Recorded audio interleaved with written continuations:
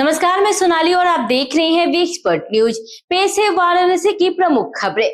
वाराणसी में कोरोना के 2 संक्रमित मिलने के बाद प्रशासन सतर्क हो गया है। वहीं दबंगों की धमकी से पीड़ित युवक ने न्याय की गुहार लगाई है। डीएस रिसर्च सेंटर ने स्वास्थ्य संवाद का किया आयोजन। खबरों में और भी बहुत कुछ है, खबरें देखते हैं विस्तार से। वाराणसी में बीएचयू लैब के 2 कर्मचारी कोरोना संक्रमित पाए गए हैं। दोनों हाल ही में अन्य राज्यों की यात्रा से लौटे थे और फिलहाल घर पर आइसोलेशन में है। बीएचयू आईएमएस में 10 बेड वाला कोरोना वार्ड तैयार किया गया है। निदेशक प्रो एसएन संखवार ने बताया कि यह वेरिएंट पहले जितना खतरनाक नहीं है, पर सतर्कता जरूरी है।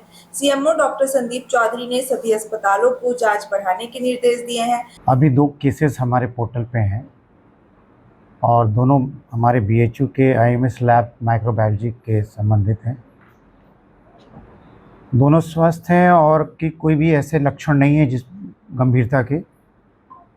होम आइसोलेशन पे हैं और कोई अभी इनमें गंभीर लक्षण कुछ भी नहीं है।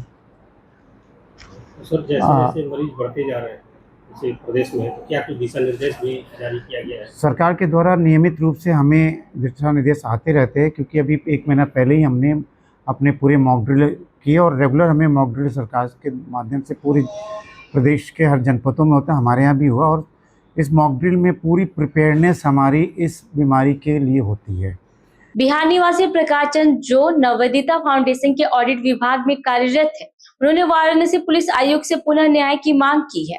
पीड़ित का आरोप है कि दबंगों ने उन्हें 2 दिन कमरे में बंद कर मारपीट की और फिरौती मांगी। 26 मई को शिकायत देने के बावजूद एसपी सारनाथ ने न तो सीसीटीवी देखा, न ही कार्रवाई की। वकील शैलेंद्र सिंह ने बताया कि अपराधियों की गिरफ्तारी न होने पर पीड़ित डरा हुआ है और न्याय न मिलने पर आमरण अनशन की चेतावनी दी। मेरा नाम प्रकाश चंद्र यादव है और हम पटना जिला के मनेर के रहने वाले हैं। प्रकाश जी, क्या मामला है? आज पुलिस कमिश्नर आप करते हैं।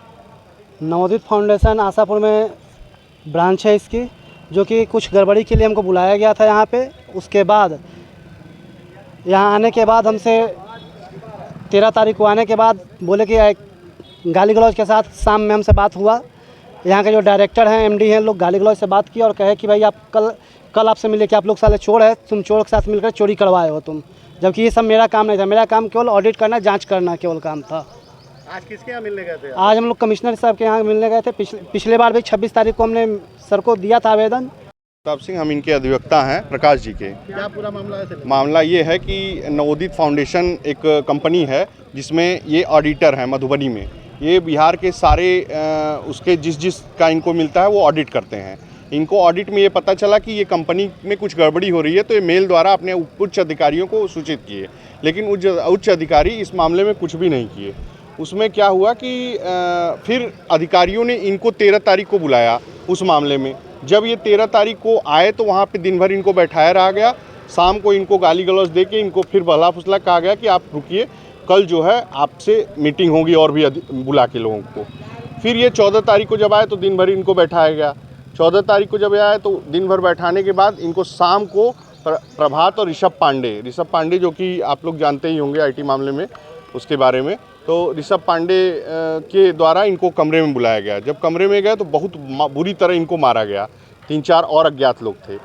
फिर उसके बाद इनको सीधे अपहरण करके, मतलब वहाँ से गाड़ियों में बैठा के अपहरण करके इनको मैक्स के पीछे उनकी एक बिल्डिंग बन रही है, उस बिल्डिंग में इनको 4 दिन कैद रखा गया।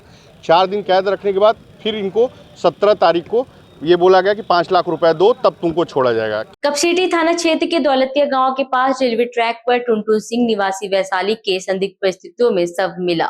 मृतक भंगल कंस्ट्रक्शन कंपनी में मेस में रसोईया था। परिजनों के अनुसार वह मेस इंचार्ज दिलीप के साथ निकला था, जो अब तक लापता है।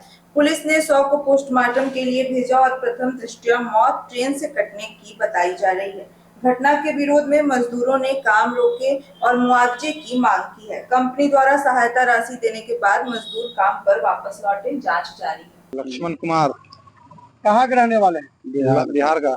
यहाँ कौन सा जगह है? ये शिवदासपुर है। शिवदासपुर गांव का नाम है। बनारस में रहते हैं, कपसिटी के पास में। ये क्या मामला है? आप भंगल कंस्ट्रक्शन कंपनी में हम लोग 2 साल से काम कर रहे हैं। हुआ कि हम लोग के भाई का जैसे कि 5-6 दिन से दबाव डलाया जा रहा था। हम पूछे कि क्या दबाव है, तो बोल रहा है कि 4 बजे भोर से हम लोग को खटवाता है 10 बजे रात तक। इसके बाद में हुआ कि हम बोले कि ठीक है हम बात करेंगे। इसके 2 दिन 4 दिन देखते चला गया, वो काम करते रह गया। उसके बाद में हुआ कि कल ऐसा हुआ कि कल इंचार्ज भी जो उसका है दिलीप कुमार, वो भी लापता है। 1 बजे से मेरा भाई भी लापता है। तो इंचार्ज तो यहाँ से फरार हो गया हुआ 1 बजे से। जब खोजाई किए तो मेरा भाई बॉडी मिला वो रेलवे लाइन के फाटक के पास में 7:30 बजे लाइन पे मिला वो। डीएस रिसर्च सेंटर ने मरवाड़ी स्थित स्माइल स्टूडियो में स्वास्थ्य संवाद कार्यक्रम आयोजित किया। इसमें बनारस की 10 स्वास्थ्य विशेषज्ञ महिलाओं ने भाग लिया। कार्यक्रम का उद्देश्य महिलाओं से जुड़े स्वास्थ्य मुद्दों पर चर्चा और समाधान था। विशेषज्ञों ने आयुर्वेदाचार्य कसिका सिंह, आहार विशेषज्ञ मंजरी वाजपेयी, दंत चिकित्सक आरती यादव सहित नेत्र, त्वचा, स्त्री व मानसिक रोग विशेषज्ञ शामिल रहे। ब्रांडिंग हेड विनय त्रिपाठी ने बताया कि संस्था ऐसे आयोजन कर समाज में स्वास्थ्य के प्रति जागरूकता बढ़ाने का कार्य करती है। रिलायंस जियो के चेयरमैन आकाश अंबानी बुधवार रात 10 बजे वाराणसी पहुंचे और श्री काशी विश्वनाथ धाम में बाबा विश्वनाथ के दर्शन किए। उन्होंने गर्भगृह में विधि विधान से जलाभिषेक और दुग्ध अभिषेक किया। पूजा के दौरान 2 ब्राह्मण मौजूद रहे। आकाश ने बाबा के शिखर को नमन कर विशेष पूजा किया और अर्चक को बंद लिफाफे में चढ़ावा व दक्षिणा अर्पित की।